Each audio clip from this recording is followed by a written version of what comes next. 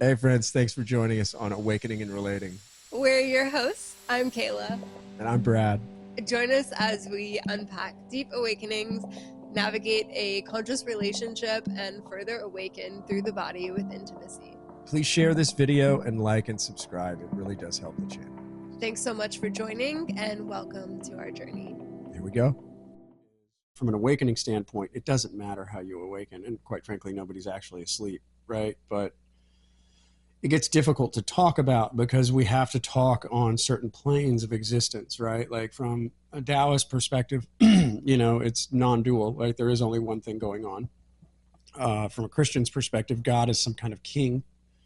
From a Hindu's perspective, it's like a drama, right? So it depends on what perspective that you come from. And so when we're talking about awakening from your perspective, if I understand this correctly, we're talking about the physicality of this form, right? And awakening coming through basically releasing or letting go by leveraging the form, right? And so what I'm talking about has really nothing to do with the form at all. It has to do with letting go into the abyss and just experiencing or realizing your oneness nature, or your Taoist nature, or whatever, your non-dual nature. Yeah. So, but that's what makes this interesting. Because if I believe the same thing as you necessarily right away, then what would we be talking about? What would we talk about anyway? Well, yeah, the trick is it won't come as a belief anyhow. Belief is for those that don't know. And that's fine. But and it's not that I'm not like, it's not that I don't think your way is right. It's just the way. Huh? It's just the way. The way. Yeah, it's not my way. It's just the way. Okay. It's just like the Tao, for example, is the course of nature, right? And I'm not saying, like, people will say like Taoists, or some people will be like Taoists are idiots. Like it's wrong. Like some people are Confucianists, right? And believe what Confucius had to say.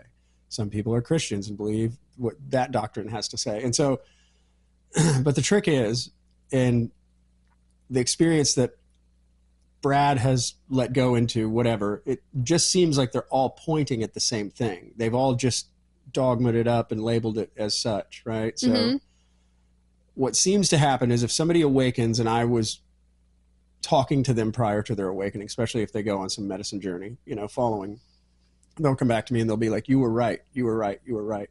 Thank you. You were right. And it's not Brad trying to be right. It's just what it is. It's just the underlying course of nature. Like it's not me and my message. It's just the message. Mm-hmm. And if it gets through, it gets through, right? Again, you're awakening into, so like, I don't want to try to paint a picture of where you're at because that's not the right thing to do. But like you notice your patterns, right? Like you see your patterns and you notice them and you're cultivating a deep sense of awareness. Yes. But as far as I can tell, and correct me if I'm wrong, and I'm not trying to put you on the spot, as far as I can tell, you haven't recognized yourself as the awareness yet. You're just aware of your patterns. And those patterns seem to be what make up Kayla, right? Am I wrong? No, I'm just like, okay. But called out. No, I'm not calling you out. I mean, it's not. But it's not that I think. I know you know something else is going on. I know you know that because I've been with you when you've had experiences where you're like, this is unreal. Like this is only relatively real, right? Yes. And so I've been there for that. Yeah, and I'm not claiming it all to be anywhere, but I am deepening into it. And I feel like I am in kind of like this limbo space. Of course you are. So am I. And the more that I am around you and the deeper that I go, there's a little bit more heavier influence into like your way of things from my way of things. So I feel like I'm in this little bit of limbo of like, I'm bouncing back and forth on different things, but I'm only able to talk about what I've experienced, right? What you've personally. Experienced, right? Absolutely. And so I don't want any of this to get outside of the realm of our experience, right? Like I can speak to what has come through this form. You can speak through to what's come through that form. I can speak to the doctrine that I've read and some of the teachings that I've been able to understand, right? But you know, that being said, I keep going back to there's no wrong way to be, and there's no right or wrong way to awaken. Like you can awaken by having a bad day. You can awaken just as easily by having a good day. You can awaken right now. You don't have to wait. Eckhart Tolle sells the power of now because it doesn't matter when you awaken. It will be now, right? When we were in that restaurant that day and you're like, this feels unreal, this is unreal. And I kept saying, lean in, lean in. And you're like, it's terrifying, right? Yeah, really scary. It's scary because the Gnostics point out, find death before death finds you. And that's basically where freedom lies, right? It's finding a way to die before you die. And all they're pointing to is the relaxing and letting go of who the fuck you think you are, right? And those patterns that you recognize so easily now are just that. They're just patterns, but they're not really who you are. Fundamentally, what you are is what notices that there's patterns, right? The deeper truth of who you are is silent. It just watches. It's just here. And so, you know, when we talk about stuff like this, it feels like I'm like trying to call you out. I'm not trying to call you out. Well, but it does, but it doesn't, because then I think about it and I'm like, well, I don't feel called out because I'm not claiming to be anywhere. Right. So it's not a call out. Cool. It's perfect because I'm not trying to, but a lot of like what I try to convey to people, depending on where you're at in your journey, like sometimes it just makes people mad. You know, if somebody's like, well, hey, I've got all these problems, and I'm like, who has the problems? They're like, I do. And I'm like, who do you think you are? You know, and they're like, well, I'm so-and-so, you know, and this is what I experienced. This is my trauma. This is my past. And it's not that I'm trying to say that things didn't actually occur. They occurred. They just didn't occur to a someone. The someone that thinks it's so real is a fiction of the mind, right? Like Brad, and Brad still thinks he's real. Like, don't get me wrong. Like there's not like a perfected being. I'm not Buddha. You know, Brad still thinks it's real and still has wants, needs, and desires. Just like Kayla thinks it's real and has wants, needs, and desires. But the thing that is always here, that has always been here, that is just nice and quiet and is always noticing, isn't male or female. It's not a Kayla or a Brad. And it's not different in me or you. It's the same thing. And so when you experience that deeply, again, this is why when you and I talk about patterns, I kind of try to push you forward, because if you just keep noticing the patterns and you just keep recognizing, life gets so easy and free because it is truly just the unfolding. We're the ones that color it up with labels and judgments. You know, it's our filters, the way we see life through these veils that make it so challenging. And I think the work that you're doing is really unique because it is releasing from the body in such a way that you're experiencing these deep states of, I mean, I would say some of the things you've described to me are almost the void, or maybe they are the void, where it's just a silent space and something's there. Yeah. But it's not claiming of anything. Yeah. Well, I do. This does make me think about that I'm not very much heady or thoughtful or meditative, contemplative. Right. I'm very curious and like question everything. But yeah, when I go to those places, I'm not in my head at all. It's just happening. Right. I'm not thinking my way through it or following anything. It's just happening. It's just happening. Yeah. Right. And so the longer you stay in those states, and even for me, it's a challenge because the mind wants to grab it, right? It wants to be like, ooh, this is it. Because I know that place now. And the mind thinks it knows. And so as this void or this empty space comes, it's like, don't lose it. And as soon as it says, don't lose it or hang on to it or, aha, this is it, that's when it goes, right? It runs. Right. So if you don't chase it, it won't run. But another trick to this whole thing is it's always here. It always has been here. Like the thing we're searching for is not outside of us. You're not going to find it on a video. The answers aren't going to come from another person. It's already here. It's already doing it. And you just happen to be it. And it hides from you by being everything. So, I mean, you're staring at it right now. And it's doing the staring. You're it. Tattva masi, that thou art. Yeah, so, but I think it's unique. Again, the way yours is coming, because I haven't I haven't experienced that with another person, because I have been present when you start to do this thing that you call melt or dissolve, where clearly there's no one keeping score. There's just awareness, recognizing something's going on. Yeah, right? yeah. It's pretty much like I go to a space with my eyes open or closed, nothing going on, Right. just It's empty. like complete emptiness. Yeah. And actually, I've been able to my whole life go to spaces that are just empty. Like people when I was younger, I used to would be like drifting off, just like staring into space. And they would be like, "What are you thinking about?" Like, I'm literally thinking about nothing. I've been able to do that, and that's like deepening into that of like, I'll just be driving, and I'll usually in the mornings when I'm like awake and just fresh with nothing coming in, it's like I'll be driving and it's like, oh, whoa, yeah, nothing.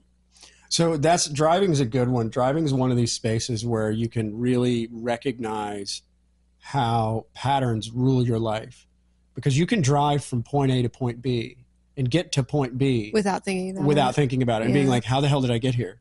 Like, how did I get here? At some point, I awakened this morning, got dressed, got in a car, and drove here, and I don't remember the trip, right?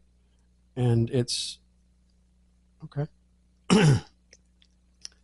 And it's an interesting way to notice that patterns are what they are. They are running, right? And you don't have to necessarily be present for the patterns to run. Like a great example of that is walking.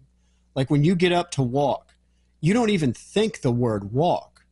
You just get up and go, right? But your body knows how to tighten your calves, your muscles in your feet, your quads, your hamstrings, your glutes, all of this, and it does it in such perfect timing that you go from point A to point B without giving it a thought. You just get up and go.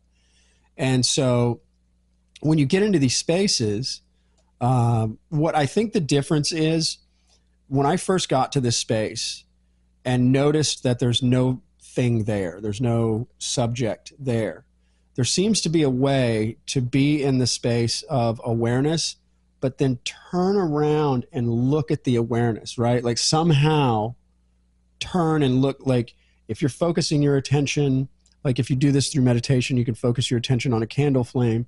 And once all your attention is just pouring, down a funnel basically at this candle flame, you can somehow turn attention back and look at itself, right? And when you can do that, that's usually when the aha moments and the big, liberation and freedom and all that stuff come. But it is truly like awakening is just a deepening into states of awareness. That's why, again, I lean on Eckhart Tolle here. He says, like, if you're washing your hands, be present for that. And go through, like, feel your feet on the ground, right? Feel the water on your hands. Feel like each movement. Be present for all of your senses. Notice what you hear, what you feel, right. all of this stuff. And then when you get out into the world and like life starts really pulling at you in a difficult way, right? Somebody died in your family, something bad has happened, you've lost your job, so on and so forth. You don't get caught up in the stream of thoughts and the stream of emotions that come with these triggers. And you can, again, zoom out and be aware, and you can be aware of your emotions like you can be aware of the water running through your hands, right? You could be aware of your thoughts like you can the sounds of the water, running down the drain, but not give in to them. Right. But that's also where my side of things is like deepening into the sensuality. And like so many people think sensuality is just like the surface level things. Well, they think of like just sex, right? When somebody thinks about sensuality, or like the like sensual is like the soft textures or the feathers and stuff. Yeah, roses and all of that, and like candles. But it's like really those are all just playing on your senses, and sensuality truly is coming in deep into your body, feeling your senses, feeling your emotions, being in the environment that you're in. Well, it's a now game, right? It's a now game. Bringing you back to the presence, very much is the same as what you were saying. Like, I'm feeling this. How does that feel? Right. entirely. What does that taste like? What does that, Right. Smell like? What does it yeah, sound like? Yeah. deepening into that. Mm-hmm. Yeah. And sitting.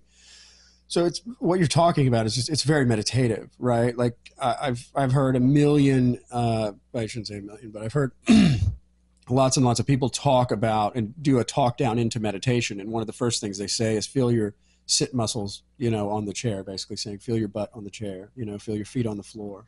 Feel the air coming through Right. your What do you lungs. notice? Yeah. What do you notice on your skin? Is it hot? Is it cold? Mm-hmm. Right. Do you feel any tension in your body? Where is it? You don't have to do anything about it. Just be aware of it. And so essentially that's what you're doing through sensuality, right? You're doing Mm-hmm. it through the body. And somehow it's not all sex, right? It's not, but it is tied to sex, right? Yeah. So it's, well, sex, yes, no, but mainly, yes, sex, yes, but mainly pleasure, Right. because it's almost like a two-way, double-sided. So the more that I know what you're doing. Pleasure is the candle flame. That's what you're doing. I love it.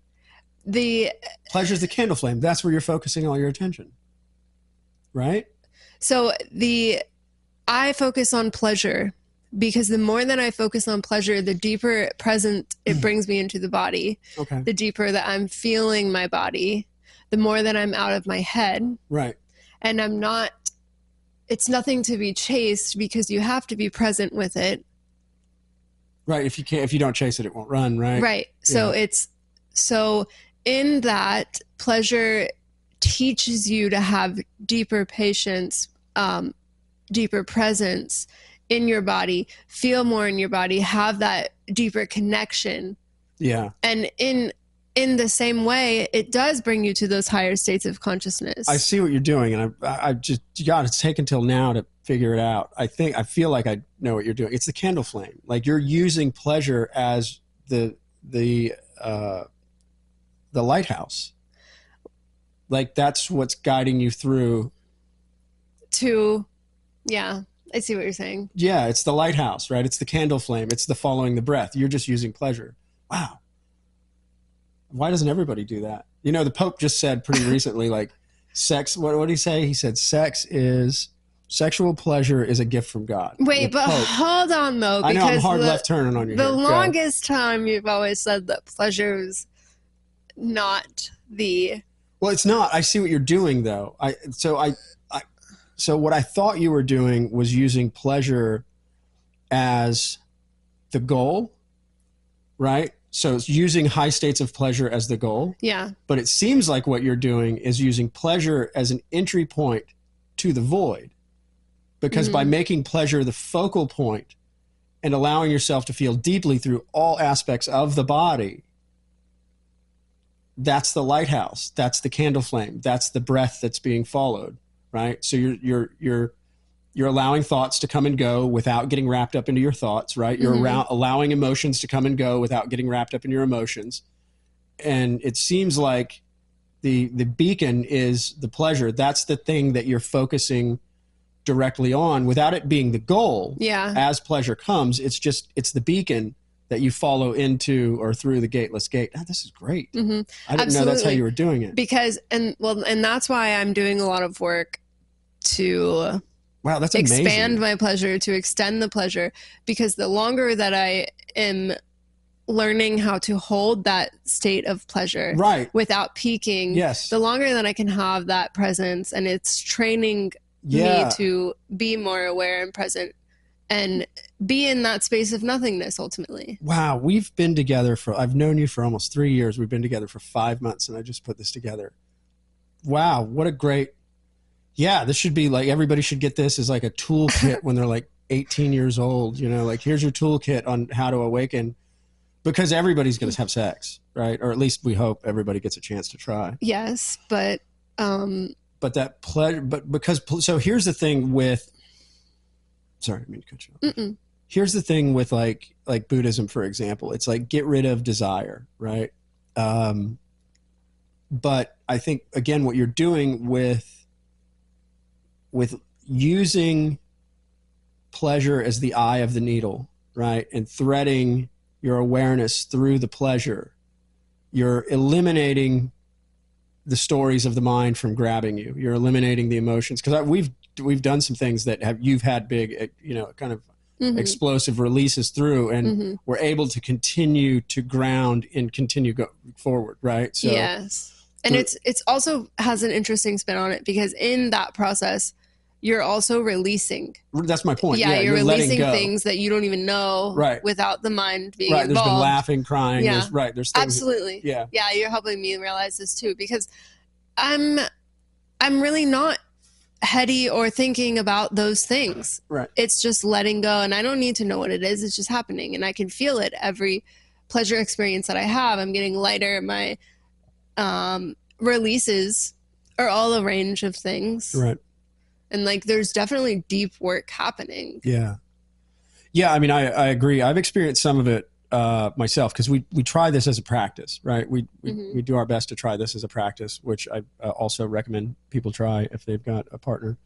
But holding yourself in presence and deep states of awareness through intimate acts, right? Instead of going for the goal, right? We all know what the goal is, right? And it's so much more important. It'll be so much more pleasurable. It definitely is. I've experienced like states of pleasure kind of radiate through my body and stuff that I haven't before, right? Especially for men. I think, for men, women can have multiple orgasms. I think it's safe to talk about this. Women can generally have multiple orgasms, where men, there's not really a back-to-back kind of option, for, I think, a select group of men. And that's just anatomy. Right. That's anatomy. However, there is work around. Sure. And that was going to be my point, is there have been scenarios that we've been in where I've experienced extreme ecstatic pleasure without having any type of release or anything like that. And it stays, and it can swell and like encapsulate the body almost. Yeah. And those are more energetic orgasms. Right. It's a very expansive feeling for sure. And I think that's a valid point to bring up, but I'm still floored by I didn't realize the way you were using it. Because just before this conversation tonight, we were talking about how a lot of what we're doing is kind of counterintuitive to each other's teachings, and I don't see that way anymore. I just didn't realize Yes, but no. Yeah. Yes, but no. It's always going to be yes, but no. I mean, this is duality. So everything is going to be yes, but no. But yeah, that's really interesting, Kayla. That's, wonderful. Good. Good stuff. Yeah. Okay. So now that we've got that out on the table, that's great. So I think I can talk in ways that might be better pointers than for you, based on knowing the way that you're using the kind of sensual kind of pleasure doorway, if you will, into expansiveness. Because ultimately that's what we're talking about. We're talking about expanding into, and it just depends on how you look at this, right? So some people call it God, some people Allah, some people, Buddha, nature, consciousness, the all. Like, there is, however, through the experience that came through Brad, which ultimately erases Brad, the character, right? And it's just the experience. It seems to have come through lots of other people through time. And ultimately, that's what we're pointing towards, right? Is we're trying to give people the opportunity to find themselves, their true self, not who they think they are, but truly who they are, their most fundamental primary nature. I do it through words, which is kind of odd, because they say that those who speak don't know, and those who know don't speak. So there's that. So why am I up here speaking anyway? And then you're doing it through practices of the body specifically, right? Like threading that needle and using the actual senses, but more specifically pleasure as the beacon or the lighthouse for which to focus your attention and allow things to, emotionally run through the body or mentally run through the body, and do just that. Like, just come in and go. Yeah. It's a lot of just feeling, being, less mind thinking. Yeah. And again, my thing is using the mind to basically paint the mind into a corner to where it does like a little short circuit and pops a fuse, right? That's what I'm trying to get people to do. Yeah. Let's get to the point where it's like it gets spun up, and the game gets spun up so ridiculous that it's just zip, pop, and there goes the fuse, and Mm-hmm. then they can see it. Sometimes they can. And then again, it's not a them that's seeing it. It's just the seeing. Yeah. And I've definitely experienced my peak blip Right. experiences Yeah. during pleasure. Yeah. Like I've certainly had them out of it. And this is also important that like pleasure is so much more than physical sexual experiences. Right. It's not right. So let's be clear on that. So what you're working on, it does involve pleasure and sex, but it's not the act of having great sex. Like it's coming. So it's coming. Anyways. Okay. blooper. It's okay. It's physical pleasure, sexual pleasure. But in that, I also focus on how to bring more pleasure into my everyday life, my aspects of life. So if I take into consideration the blip moments where I'm not experiencing physical sexual pleasure, what's going on? I am just doing things that bring me pleasure, things that I really enjoy, not in that stress high state, just like in my flow state, in that. And you're being present with that moment fully. Yeah. Again, it goes back to presence. I mean, it really does. Mm-hmm. The more you can be present and notice your patterns. And so again, what you're doing, I think that's really unique, is you're saying, I'm not going to even try to notice patterns. I'm just going to do something that I enjoy and be with that fully. Right. Yeah. And so there are no patterns then running. There is just the enjoyment of the act of whatever's going on. For you, a lot of times it's dance. Sometimes it's writing, mm-hmm. I've noticed. And so, yeah, very interesting, because there is, like, again, there's as many people as there are on this planet is how many ways there are to awaken, because everybody will awaken in their own unique way. Right. Mm-hmm. And every, this saying, I say it all the time, nirvana exists, but no one who attains it. Right. And you can speak to that because in those moments when what you call a blip is when there's no Kayla left, right? There's no scorekeeper. There is just the enjoyment of whatever is. Yeah. And so, yeah, let's talk about one experience. Yeah, let's talk about one. Okay. Which one do you want to talk about? I want to talk about the one of the times when I went the deepest. Okay. Which was at my house on the rug. Okay. Yeah, so this is physical sexual pleasure related. Okay. I think that was it. Anyways, one of the times that we were sexually intimate, having sex, and we had gotten so deep into it, I had went and blipped completely and went to that space of nothingness. And then I felt like I was drifting too far into it, and it kind of like that sensation of like when you're going to sleep and you're like falling and it like wakes you up. I remember this time. Yeah. As a matter of fact. And I had that, and I was in that. I scared myself so much because I was like, oh no, I'm falling away. Yeah. Uh-huh. Yeah. I remember this specifically. And then I wound up just holding you because you were kind of freaked out. Yeah, it like really scared me. I think I started crying. Yeah, you did. Yeah, I do remember that. And I was like, couldn't even breathe. And I don't even think. Well, because it is scary. So the thing that we're talking about is, again, I go back to this Gnostic saying of find death before death finds you. And that's where the juice is. But, awakening in and of itself, the deepest states of awakening is essentially a death. It's the death of the persona. Mm-hmm. And because the persona believes itself to be real, as it feels itself dying, it's terrified because it doesn't know the difference between actually dying and the sense of dying through its illusion. It's just like in a dream. Like when you're in your dream and you're running from a bad guy, like it's terrifying. Mm-hmm. But in your dream, the bad guy is you just as much as you are you, because it's all created of your mind, right? The bad guy is not a separate thing. It's not subject object. In your dream, everything is the subject, mm-hmm. even the bad guy chasing you, trying to, and so the illusion as it falls away, regardless of if it falls away through an intimate experience, or if it falls away through plant medicine, or it falls away through suffering or through contemplation work, there's going to be this like, there's a sense of fear because the thing that takes itself to be real is losing its grip. So through intimacy, through pleasure, through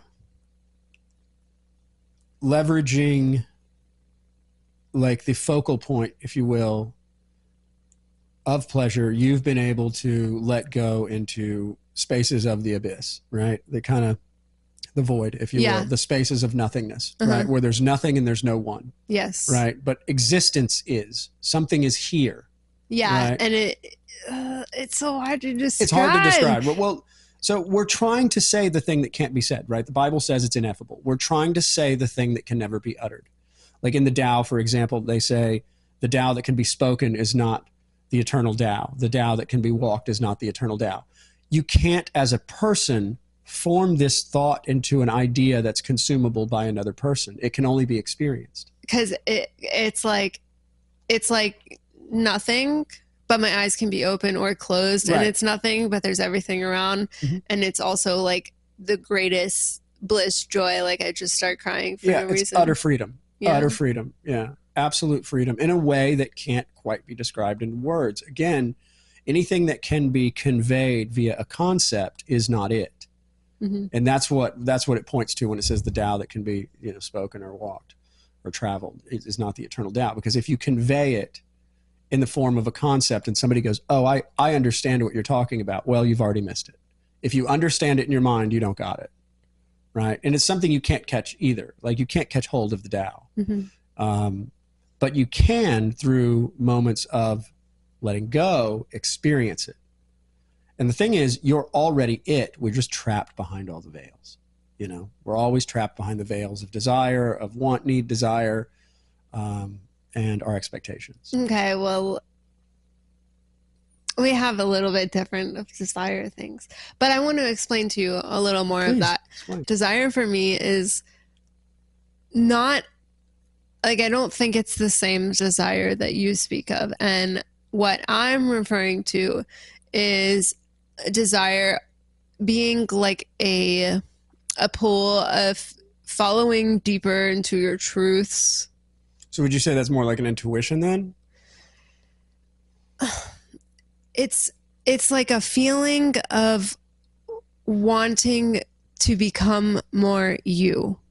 Okay. Desire of a pull of coming closer, deeper into your truths, to the you that wants to be. The authentic, unadulterated, unfiltered you. Yeah. I think some might call it intuition. I think the challenge here is that it's hard. What we're trying to say is impossible to talk about, right? So we're trying to find ways to point at it. And ultimately, the only way that you can really truly know this thing is to experience it. You'll never get this through religious doctrine. You'll never get it through even these conversations. It's not something that can be transmitted via a concept, right? I can't give you a pretty shiny concept and say, hey, go understand this mentally and you'll get it.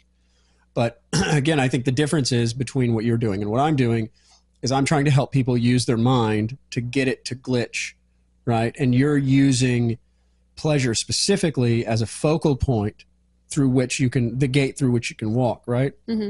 And I don't know if it's the Buddhist or who calls it, but it's like the gateless gate. Like ultimately you're walking through a doorway, or it feels like you're walking through a doorway because the old is falling away and the authentic, which is the only thing that's real, is all that's left.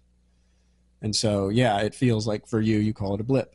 Right? Yeah. It's just blip, because Kayla blips out, right? But there's still something there. But that something that's there isn't showing up when Kayla blips out. It's always there. It's always been there. It's just when Kayla blips out, it's recognized for the first time or another time if it's seen multiple. Yeah, like I'm out of my own way. Yeah, that's a wonderful way to say it. Somebody asked me about, doing ceremonies and what it takes to be, somebody that's good at, helping and facilitating through ceremonies. And my response was just getting out of your own way, right? You don't want to be somebody that's good at this or somebody, because you're wearing that role of I am person XYZ who is good at this thing. And by doing that, you're just pouring fuel on the fire as far as your ego structure is concerned. You're saying like, I am this ego structure. Right, right. There's such a difference between like help me. I'm trying. Help me. There's such a difference between like claiming you are being somebody and being Absolutely. that somebody. Absolutely. Absolutely. I think that, again, that's part of the challenge, right? So in the spiritual community, I see this a lot. People being spiritual, you know, like the spiritual clothes, the spiritual talk, the spiritual, like carry yourself in a very spiritual way. Yeah, we can talk lots about that. Yeah, right. Ram Dass even talked about it. It's kind of a sticky subject, right? Because there is no wrong way to be. And if you want to be somebody who is playing the role of somebody spiritual, fine. But if you actually want to experience deep states of knowingness, you have to let go of that role. Mm-hmm. And that all goes back to just getting out of your own way. Like if you're a school teacher, right? And you're busy being a school teacher, right? If you're a police officer and you're busy being a police officer, right? If you're angry and you're busy being angry, whatever the role you currently have taken on, if you're a parent and you're busy being a parent, you're not just being, right? You're busy being the role that you've taken yourself to be. Right. And those can shift throughout the day, right? Because you can be somebody that's angry in traffic and then you can be a business person a half hour later, you know? But if you're busy being somebody that's angry in traffic, you're not actually experiencing the world for what it is because you're experiencing it through the veils of angry guy in traffic or angry girl in traffic. You know, same thing. If you're a frustrated parent, you know, you're experiencing the world through the frustration that a parent experiences, as opposed to just experiencing the frustration as this will come and go. You're like, no, I'm a parent. I have to do the right thing. I'm experiencing this frustration. These kids have got to do what I tell them to do, so on and so forth. And you're so rolled up in your role that you can't see the forest for the trees. Mm-hmm. You know, you get lost in your role.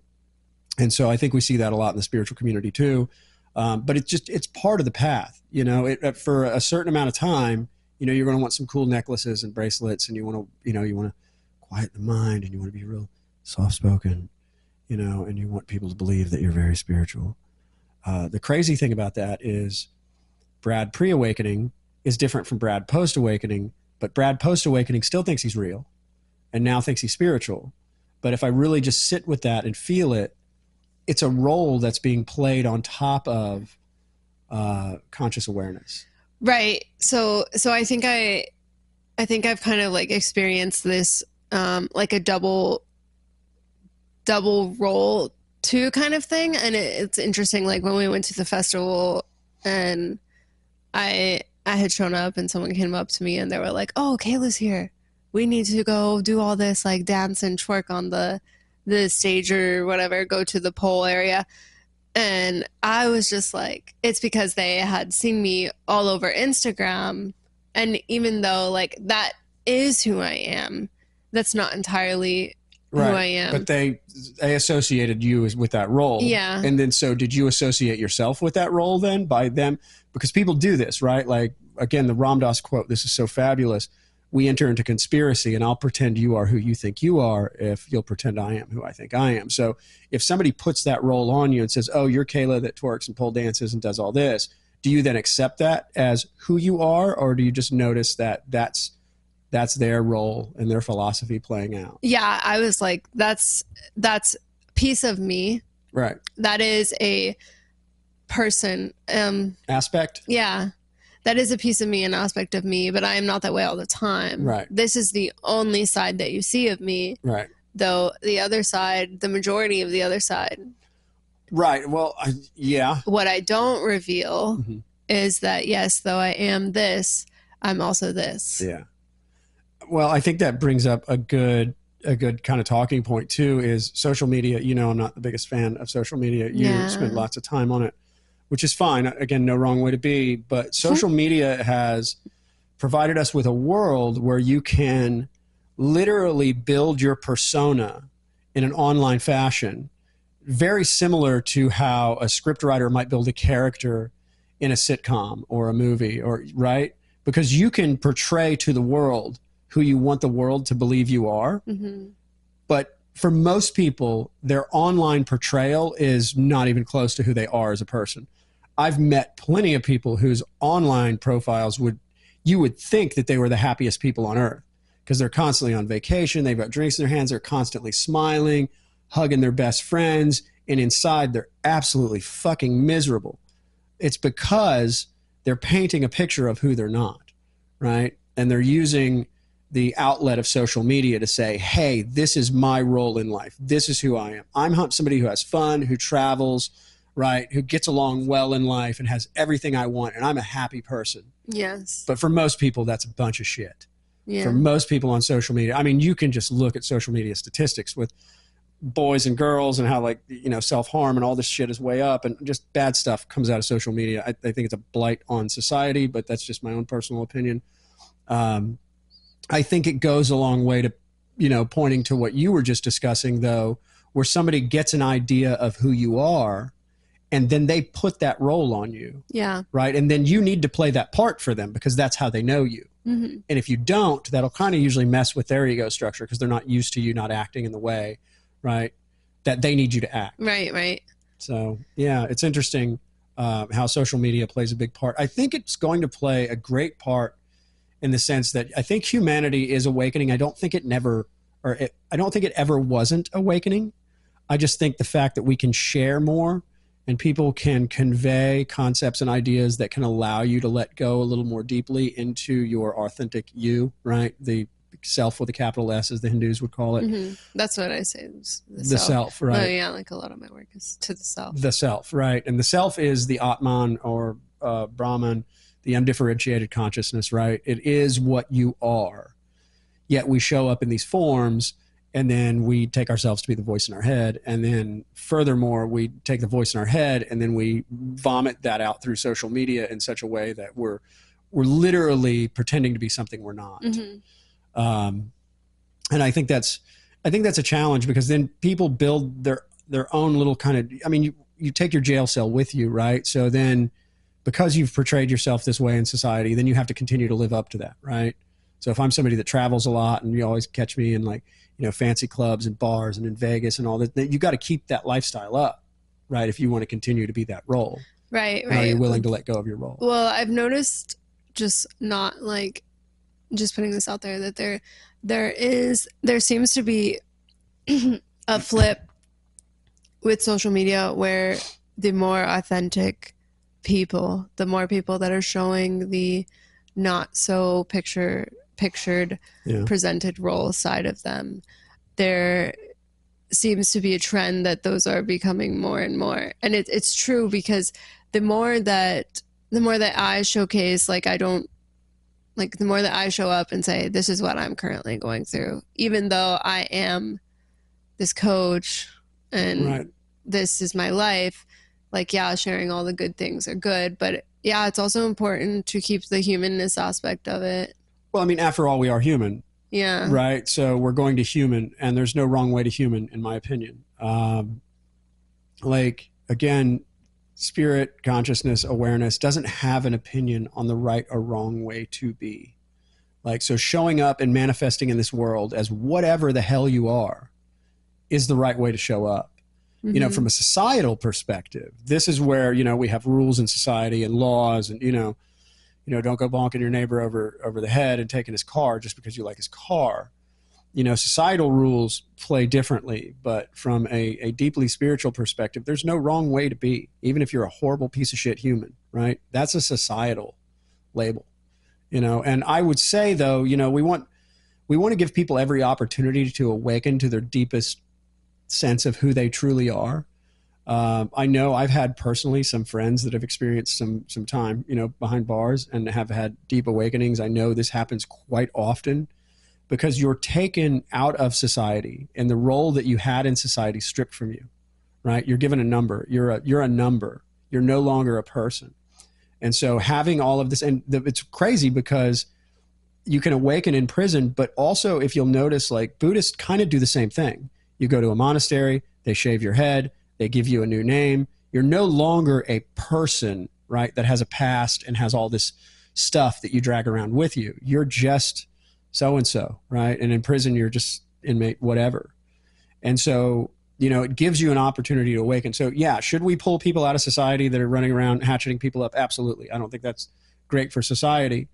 But from the perspective of, awareness, it doesn't hold opinions on whether that's right or wrong, And so if you can feel into that deeply, you can also notice, you can let go. Cause I have some people, sometimes we'll start having these conversations and they'll start breaking down and, hugs and tears. And like, I've done so many things. And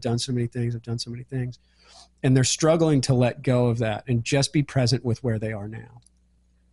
Right. Like, I've done so many things as far as like just bad stuff, right? They've done horrible things. Maybe they've stolen, maybe they've been greedy, maybe they've treated people like shit. Maybe they've done actually super heinous, horrible things, but they struggle to let go of that because it informs their now, because they can't stop reliving it in their head, Well, so they can't show up fully here now. Who would they be without? Right. That? Without it. Yeah. And it's terrifying to let go of it. Right. So that's part of this game, is that even though we all say we want to be free, like, do we really?